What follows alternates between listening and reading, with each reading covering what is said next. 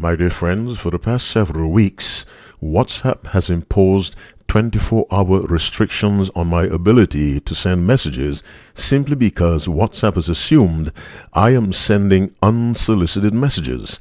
That problem can be solved simply by you including me in your contact list.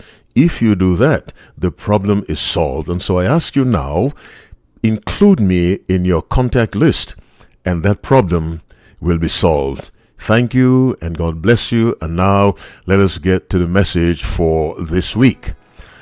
When the rich young ruler came to Jesus Christ in Luke chapter 18 from verse 18, he asked him, "What shall I do to inherit eternal life?"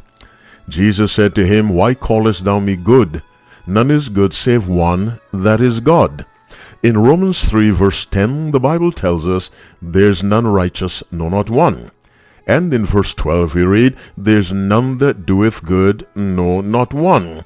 Now the Bible routinely describes the carnal nature as no good, useless. Jesus says the flesh profiteth nothing. And Paul said, "In my flesh dwelleth no good thing." But this goes contrary to the words of Genesis chapter 1 verse 31, which tells us, "And God saw everything that he had made, and behold, it was very good." God consistently described his creation as good, and he concludes by saying it was very good. But now, the Bible tells us no one is good. What happened? Originally, God made us to be good. God made creation to be good. The problem is sin entered God's creation and began a work of ruin on that goodness, so that the loving God himself, through his word, describes us as no good.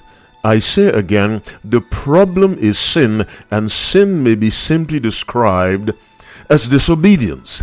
Because of the disobedience of Adam and Eve, that which God made good is now described by God himself as no good. What is the solution to that problem?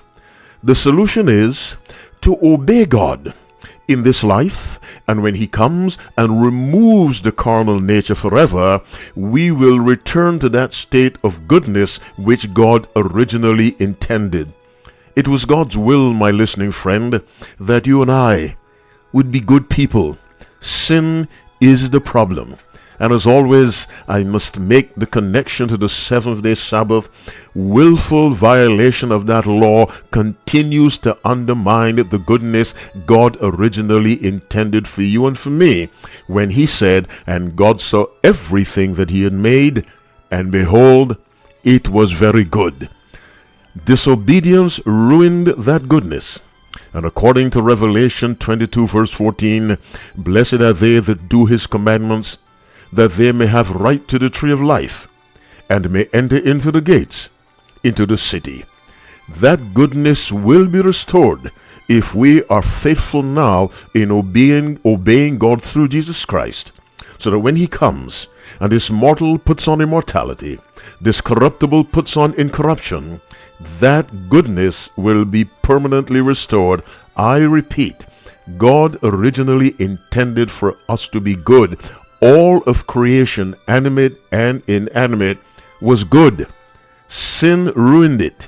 The removal of sin will result in the return of that goodness, and that process begins now through obedience empowered by Jesus Christ.